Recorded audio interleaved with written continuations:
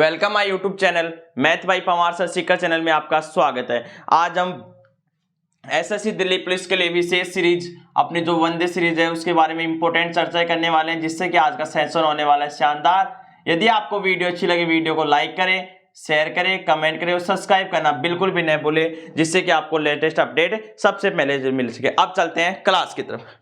दुनिया का सबसे ऊंचा इलेक्ट्रिक चार्जिंग स्टेशन कहां बना है? दुनिया का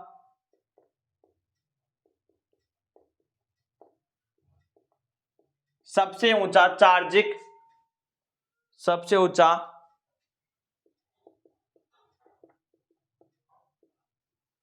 दुनिया का सबसे ऊंचा इलेक्ट्रिक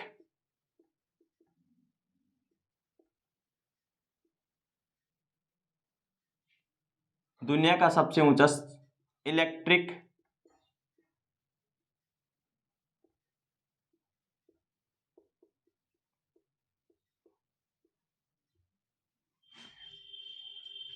इलेक्ट्रिक चार्जिंग स्टेशन कहां बना है? कहां बना है? कहां बना है भाई? काजा में बना है। कहां बना है? काजा। कहां पड़ता है Kaza? Himachal Pradesh. Very very important person SSC के लिए, हिमाचल प्रदेश में। दुनिया का सबसे ऊंचा इलेक्ट्रिक चार्जिंग स्टेशन कहां बना है? तो काजा हिमाचल प्रदेश में बना है। कहां बना है? काजा हिमाचल प्रदेश। उसके बाद नेक्स्ट क्वेश्चन के बारे में चर्चाएं करते हैं। लोक परिवहन में रोपवे का इस्तेमाल करने वाला पहला शहर? लोक परिवहन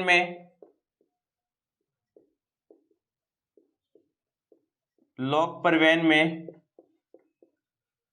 रोपवे का इस्तेमाल करने वाला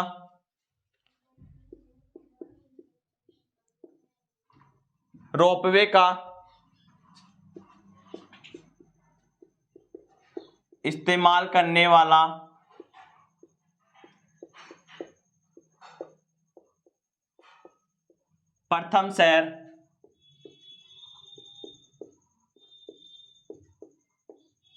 बना है। कौन सा बना है भाई?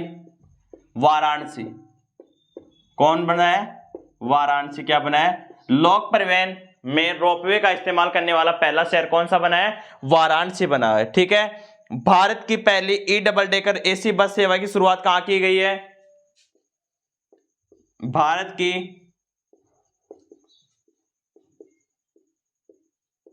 पहली एसी ई डबल डेकर या ई डबल डेकर एसी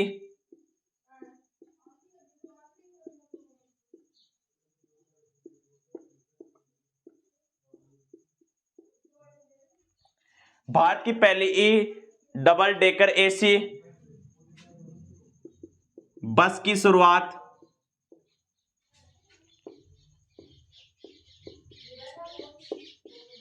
कहां की गई है? तो कहां की गई है भाई? ये मुंबई में की गई है।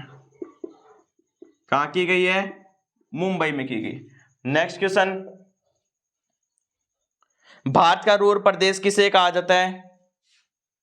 भारत का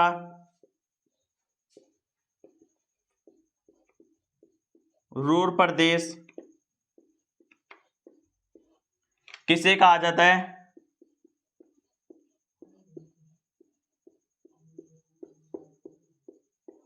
छोटा नागपुर पठार। छोटा नागपुर पठार कहां भाई? ये झारखंड में है। कहां है भाई? झारखंड में। हाल ही में झारखंड में क्या किया गया है? 77% आरक्षण दिया गया है। एससी, एसटी, ओबीसी, अन्य पिछड़ा वर्ग को कितना परसेंट? 77% क्या दिया गया है? आरक्षण दिया गया। कौन सी सरकार ने? झारखंड सरकार ने। वेरी वेरी छपेगा क्वेश्चन एग्जाम में, इंपॉर्टेंट है।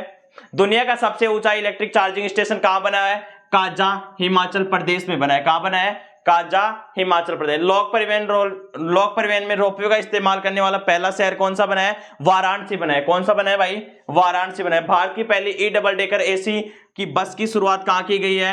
मुंबई में की गई। कहाँ की गई है? मुंबई। मुंबई कौन से द्वीप के किनारे बसा हुआ है? सालसेट द्वीप के किनारे। कौन से द्वीप के किनारे? सालसेट द्वीप के किनारे बसा हुआ है। ठीक है। भारत का रूर प्रदेश किसे कहा जाता है? छोटा नागपुर पठार। कहाँ पड़ता है? झारखंड में। हाल ही में झारखंड में SC ST OBC और अन्य पिछड़े वर्ग के लिए कितना परसेंट आरक्षण देने की घोषणा की है? 77% का। कितने परसेंट? 77%। आप इन क्वेश्चनों को नोट करें, उसके बाद इंपॉर्टेंट बातें करते हैं।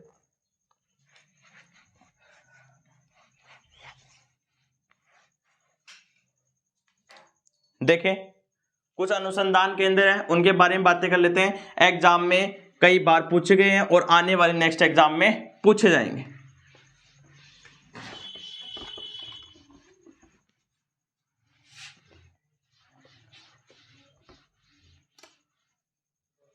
देखिए, जैसे मान लें दलहन अनुसंधान केंद्र, दलहन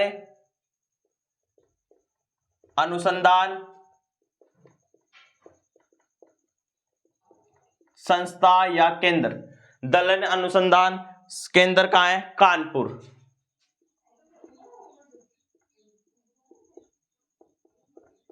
कानपुर कहाँ है भाई? कानपुर। जूट अनुसंधान संस्थान कहाँ है? बैरकपुर। जूट अनुसंधान संस्थान कहाँ भाई? ये बैरकपुर। और बैरकपुर कहाँ पड़ता है? वेस्ट बंगाल। कहाँ पड़ता है? पश्चिमी बंगाल। दलहन अनुसंधान केंद्र कानपुर में, जूट अनुसंधान संस्थान बैरकपुर में, राष्ट्रीय कपास अनुसंधान संस्थान नागपुर। राष्ट्रीय कपास अनुसंधान संस्थान, कपास अनुसंधान संस्थान कहाँ है भाई? ये नागपुर में जाए। कहाँ है? नागपुर में। इनमें से क्वेश्चन एग्जाम में 100% आएगा।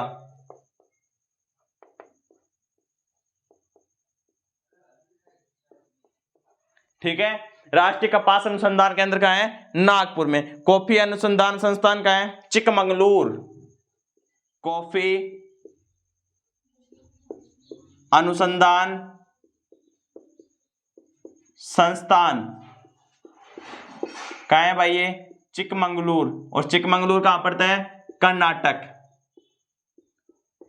चिकमंगलूर कहाँ पड़ता है? ये कर्नाटक में पड़ता है। कर्नाटक में सबसे बड़ा जो रेलवे प्लेटफॉर्म है वो क्या किया है? 1400 मीटर का बना दिया गया है, सबसे बड़ा। पहले गोरखपुर का था, अब कर्नाटक में हो गया। ठीक है। चाय अनुसंधान केंद्र संस्थान कहाँ है? जोरहाट। चाय अनुसंधान संस्थान, चाय अनुसंधान संस्थान कहाँ है? जोरहाट। जोरहाट कहाँ पड़ता है? असम में पड़ता है। जोरहाट असम। ठीक है। उसके बाद गन्ना अनुसंधान संस्थान लखनऊ। गन्ना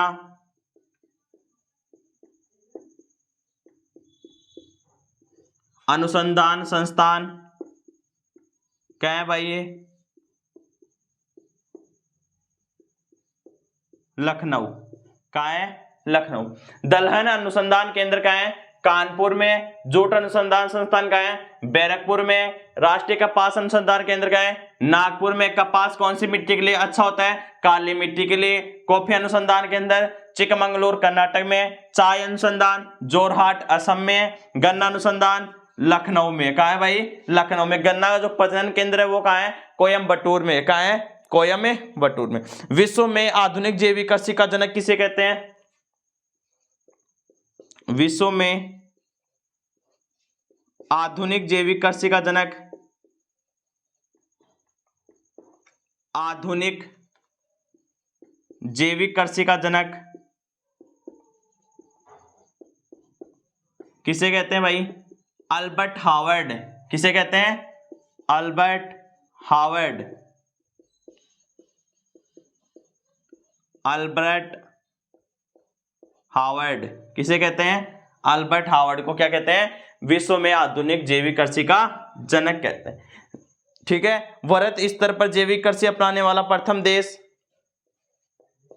बड़े स्तर पर या वृहत स्तर पर जैविक कृषि अपनाने वाला देश, जैविक कृषि अपनाने वाला देश कौन सा है? क्यूबा। कौन सा है? क्यूबा।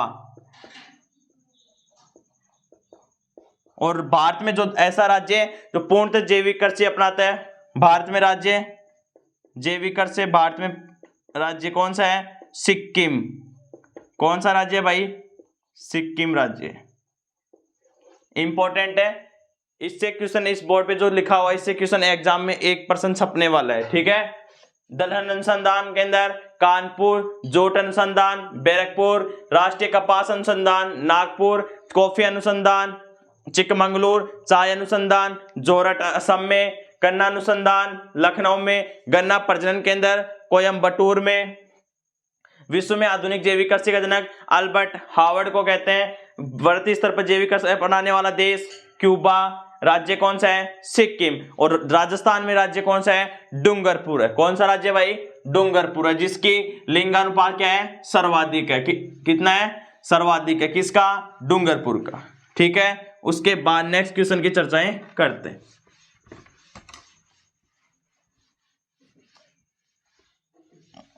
देख, आईसीएआर की स्थापना कब हुई?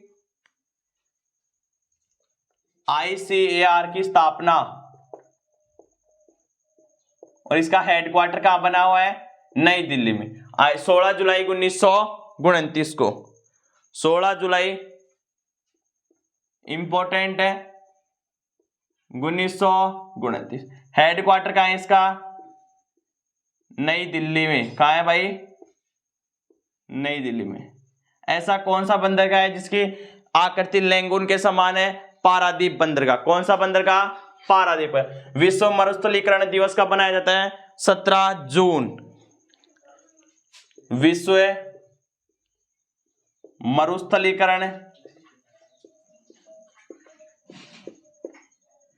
मरुस्थलीकरण दिवस कब बनाया जाता है भाई? 17 जून को बनाया जाता है। ठीक है। सर्वाधिक वर्षा वाला स्थान मासिमराम। सर्वाधिक वर्षा वाला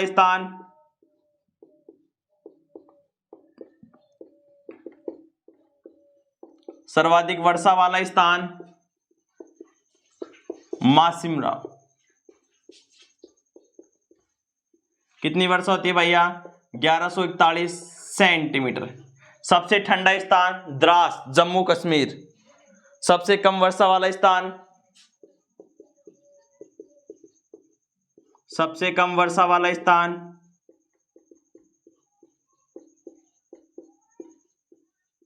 कौन सा है भाई?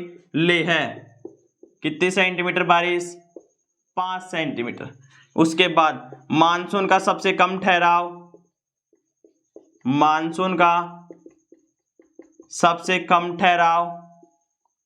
कहाँ है भाई? पंजाब राज्य में। कौन से राज्य में? पंजाब। पंजाब के मुख्यमंत्री कौन है? भगवत मान। ठीक है। उसके बाद सबसे ठंडा स्थान कौन सा है? द्रास। और द्रास कहां पड़ता है? जम्मू कश्मीर में। कहां पड़ता है भाई? जम्मू कश्मीर में। ठीक है। उसके बाद नेक्स्ट क्वेश्चन की चर्चाएं करते हैं।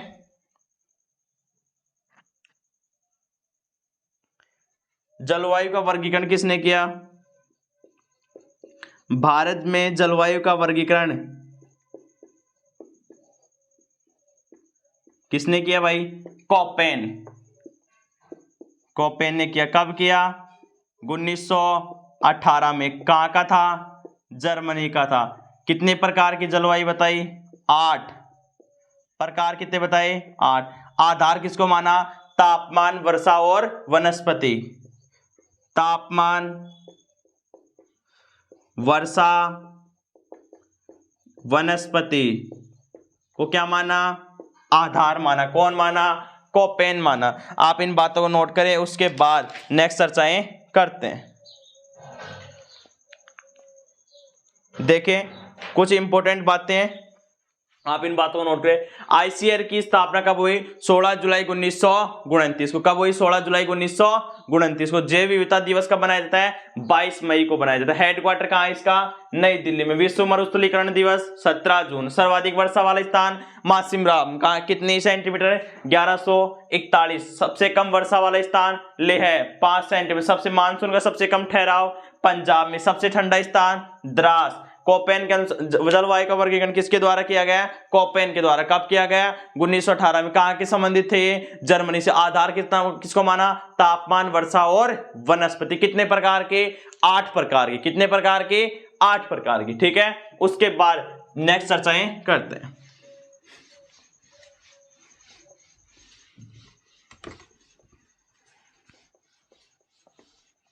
देखें एक खनिज के बारे में पढ़ लेते हैं।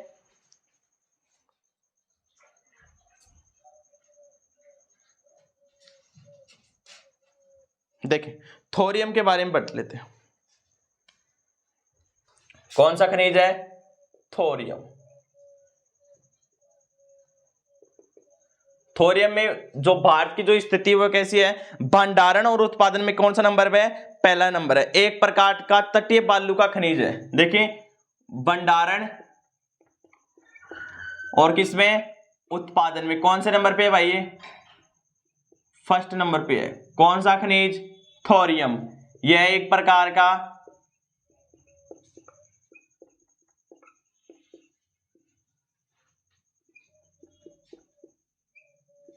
बालू खनिज। एक प्रकार का कैसा खनिज है, बालू खनिज। यह एक प्रकार का क्या है, तटीय बालू खनिज है। इसकी प्राप्ति कहां से हुई, मोनोजाइट इल्मेनाइट बालू का निक्षेप।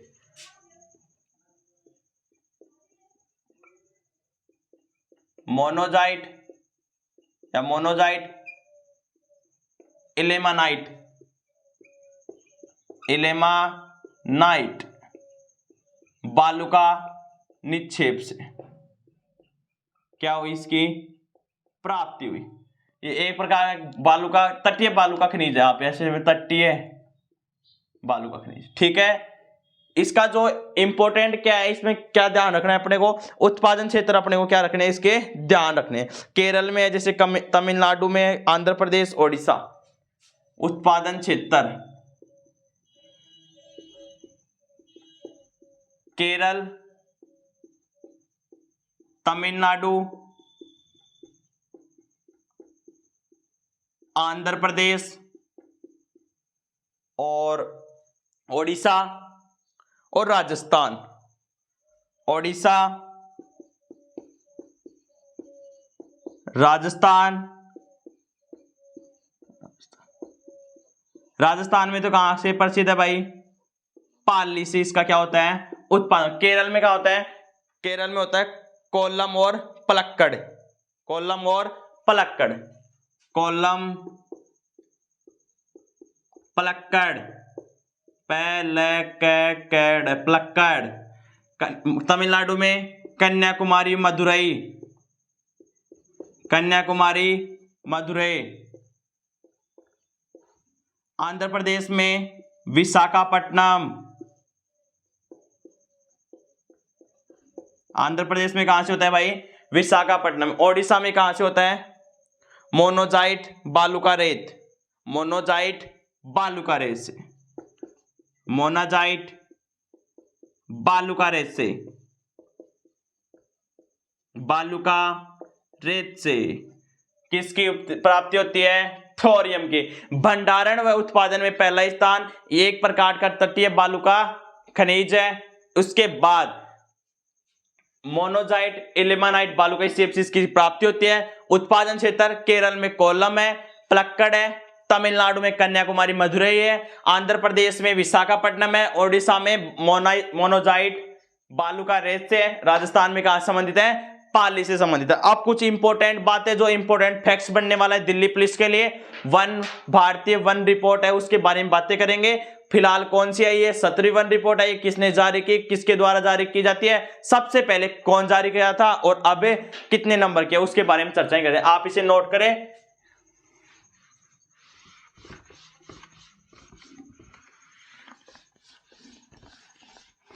देखिए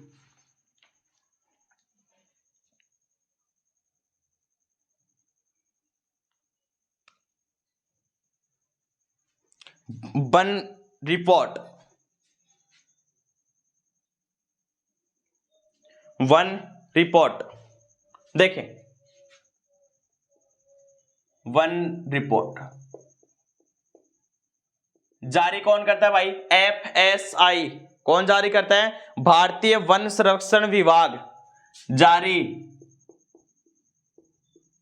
भारतीय वन सर्वेक्षण विभाग। आप ऐसे याद रखिए FSI। कहां से जारी होती है भाई? ये देहरादून। संविधान का प्रकाशन भी कहां से हुआ? देहरादून। प्रत्येक वर्ष में दो वर्ष में एक बार, या ऐसे समझे प्रत्येक 2 वर्ष में। कब से जारी होती है? मतलब ये 2 साल में एक बार, प्रत्येक वर्ष, प्रत्येक 2 वर्ष से, ऐसे याद रखें आप, प्रत्येक 2 साल से या 2 वर्ष से। ठीक है। सबसे पहले कब जारी की गई? 1987 प्रथम। हाल ही में कौन सी है? 17वीं। वर्तमान,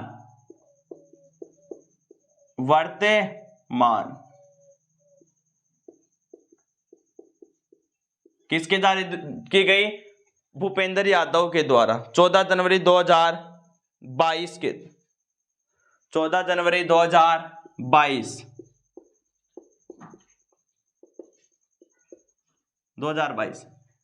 के द्वारा ली गई। किसके द्वारा, किसने जारी की? भूपेंद्र यादव। ठीक है। उसके बाद इंपॉर्टेंट है, जारी कर दी गई किसकी मदद से? दूर संवेदी उपग्रह, दूर संवेदी उपग्रह, रिसोर्सएट सेकंड, रिसोर्सएट सेकंड के द्वारा। ठीक है। उसके बाद एग्जाम में बनने वाला क्वेश्चन है, कुल वन क्षेत्रफल कितना है? 24.62%। कितना है? 24.62%। कुल वन क्षेत्रफल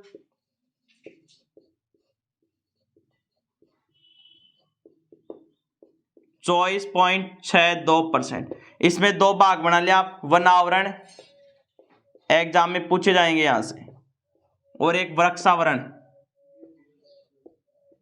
वृक्षावरण, वन आवरण और वृक्षावरण। वन आवरण में कितना है? 21.71%, 21.71, 2.91%। इंपॉर्टेंट छपेगा यहां से क्वेश्चन, नोट करें आप। भारतीय वन रिपोर्ट जारी कौन करता है? FSI करता है, भारतीय वन सर्वेक्षण विभाग करता है। देहरादून से होती है, प्रत्येक 2 साल से होती है। प्रथम प्रकाशन कब किया गया? 1987 में। वर्तमान में 17वीं है, 14 जनवरी 2022 को भूपेंद्र यादव द्वारा की गई। ये वन एवं पर्यावरण वन मंत्री हैं, और मदद किससे? दूर संवेदी उपग्रह की, रिसोर्सएट सेकंड। कुल वन क्षेत्रफल 24.62%, वन आवरण में 21.71%, वृक्षावरण में 2.91%। ठीक है। उसके बाद इंपॉर्टेंट चर्चाएं कर लेते हैं, लास्ट पर्सन के बारे में बातें कर। देखिए लास्ट पर्सन,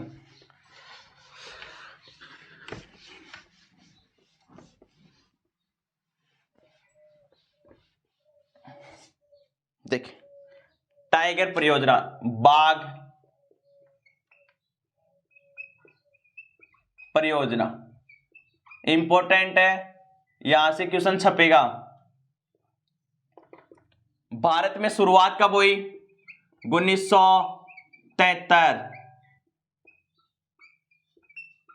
नेतृत्व करता कौन था इसका? Tiger man Kailash Sakhla. Kailash Sakhla, tiger man of India.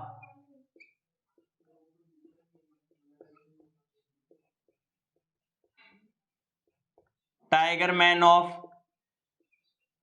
India. नेतृत्व किसने किया था? Kailash Sakhla, tiger man of India. कुल कितने हैं टाइगर रिजर्व? 52। कितने हैं भाई? कुल कितने हैं? 52। सर्वप्रथम घोषित किसे किया गया? Jim Corbett. सर्वप्रथम जिम कॉर्बेट, नवंबर 1973। ठीक है, इसका हाल ही में नाम रामगंगा कर दिया गया है 6 अक्टूबर 2021 को। ठीक है, सबसे बड़ी बाघ परियोजना कौन सी है? नागार्जुन सागर। सबसे बड़ी कौन सी है? नागार्जुन सागर। कहां है ये? आंध्र प्रदेश में। सबसे छोटी कौन सी है? बोर, महाराष्ट्र। सबसे छोटी बोर, महाराष्ट्र। कौन सी है भाई? सबसे छोटी कौन सी है? बोर, महाराष्ट्र में। ठीक है, सर्वाधिक घनत्व किसका है? काजीरंगा, असम। सर्वाधिक घनत्व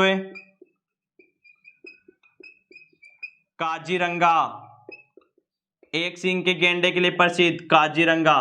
ठीक है, उसके बाद बाघों का घर एमपी। बाघों का घर एमपी। मध्य प्रदेश को क्या कहते हैं? बाघों का घर कहते हैं। ठीक है, और कुछ बातें इंपॉर्टेंट हैं, एक दो बात उनसे संबंधित कुछ बातें कर लेते हैं। बाघ प्राधिकरण की स्थापना, बाघ प्राधिकरण दिसंबर 2005। एनटीसीए दिसंबर 2005। ठीक है, अब देखिए कुछ जो बाघ दिवस है वो कब बनाया जाता है? 29 जुलाई। बाघ दिवस 29 जुलाई। उस समय जो हाल ही में जब इनकी जो गणना हुई वो तब उस समय बाघ कितने थे? 526 तो कर्नाटक में थे और मध्य प्रदेश में थे 526 मध्य प्रदेश में, कर्नाटक में थे 524। एमपी में बाघ 526, कर्नाटक में 524 बाघ थे, कर्नाटक। ठीक है, अब इससे संबंधित प्रश्न क्या पूछा जाएगा वो देखिए आप, वो आपको एग्जाम में आने वाले हैं। दक्षिण अफ्रीका के नामीबिया से जो 8 चीते लाए गए हैं उनसे संबंधित ये क्वेश्चन एग्जाम में पूछा जा सकता है। ठीक है, देखें कुल बाघ कितने हैं वैसे? टोटल बाघ दक्षिण अफ्रीका के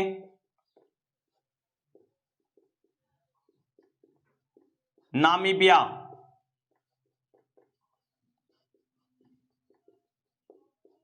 8 चीता लाए गए। कितने चीता? 8 चीता। टोटल बाघ 2967। कितने भाई? 2967। टोटल शेर कितने हैं? 674 शेर, 674। तेंदुए कितने हैं? 12,852। 12,852। यहां से एग्जाम में एक क्वेश्चन है 100% आने की क्या है? संभावना है। देखिए एक मिनट में आपको रिपीट करवाता हूं। बाघ परियोजना भारत में शुरुआत कब हुई? 1973 में हुई। नेतृत्व किसने किया? कैलाश साखला, जिसे टाइगर मैन ऑफ इंडिया कहते हैं। कुल 52 कितने बाघ परियोजना? 52 कौन सी है? रामगढ़ विषधारी बूंदी में है। सर्वप्रथम कौन सा? जिम कॉर्बेट 1 नवंबर 1953 में। कब से हुआ भाई? 1 नवंबर 1953। सबसे बड़ी कौन सी है? नागार्जुन सागर। सबसे छोटी कौन सी? सबसे छोटी कौन सी है? बोर, महाराष्ट्र में। सर्वाधिक घनत्व कौन सा है? काजीरंगा। बाघों का घर कौन सा है? एमपी है। बाघों का घर कौन सा है? एमपी है। बाघों का घर कौन सा है? एमपी है। और बाघ प्राधिकरण की स्थापना कब हुई? दिसंबर 2005 में। दिसंबर 2005 में। तो जब फोटो दिखा दे, देखें देखें, बाघ प्राधिकरण दिसंबर 2005। बाघ दिवस 29 जुलाई। सबसे ज्यादा बाघ मध्य प्रदेश में 526, कर्नाटक में 529, टोटल बाघ 2967। शेर कितने हैं? 674। पूरे विश्व में सबसे ज्यादा 75% कहाँ है शेर? भारत में है। तेंदुए कितने हैं? 12,852। और जो हाल ही में दक्षिण अफ्रीका में जो नामीबिया देश से, जिससे हमारे देश के प्रधानमंत्री माननीय श्री नरेंद्र मोदी जी द्वारा वहां से अपने जन्म दिवस के ऊपर 8 चीते मंगवाए गए हैं। क्योंकि जो 1900 जब भारत देश आजाद हुआ था, पहले तो देश आजाद, पहले अकबर के समय कम से कम 1000 चीता थे, लेकिन उनको शिकार के द्वारा वो क्या के लिए उनके लुप्त हो गए। और भारत जब देश आजाद हुआ उसके बाद 3 चीता बचे हुए थे, वो छत्तीसगढ़ के राजा के द्वारा उनको शिकार के द्वारा क्या कर दिया गया? शिकार कर लिया गया, जिससे कि उनकी प्रजाति क्या हो गई? वो भारत में समाप्त हो गई। अब वापस उसको पुनर्जीवित करने के लिए, पुनर्वापस रेवेन्यू के लिए अपने जो देश के प्रधानमंत्री माननीय नरेंद्र मोदी जी द्वारा दक्षिण अफ्रीका के नामीबिया देश से क्या मंगाए गए? 8 चीता मंगाए। पहले ये बात हुई थी ईरान देश के साथ, लेकिन वो बीच में कोरोना के कारण नहीं ला पाए। अब दक्षिण अफ्रीका के नामीबिया से कितने चीते मंगाए? 8 चीते मंगाए। वो जो कहां छोड़े गए हैं? मध्य प्रदेश के कुन्नो राष्ट्रीय उद्यान में छोड़े गए हैं, जिससे कि इनके जो चीता का वो क्या हो सके, आने वाले कुछ वर्षों बाद इनका कुनबा क्या हो सके? बढ़ सके। और जो मध्य प्रदेश में जो राष्ट्रीय उद्यान है, वो मध्य प्रदेश को बाघों का घर कहते हैं। और मध्य प्रदेश में जो राष्ट्रीय उद्यान है उनके बारे में बातें कर लेते हैं। मध्य प्रदेश में कौन कौन से राष्ट्रीय उद्यान है? जैसे संजय है, संजय, सतपुड़ा है, कुन्नो है, पन्ना है, फोंसिल है, और बांधवगढ़ है, रुद्रसागर है। ये क्या है? कुछ राष्ट्रीय उद्यान जो कहाँ है? मध्य प्रदेश में स्थित है। ठीक है, आज के लिए इतना ही काफी। यदि आपको क्लास अच्छी लगे, वीडियो को शेयर करें, कमेंट करें, लाइक करें, सब्सक्राइब करना बिल्कुल भी न भूलें, जिससे कि आपको लेटेस्ट अपडेट सबसे पहले मिल सके। Thank you, all the best, जय हिंद, जय भारत।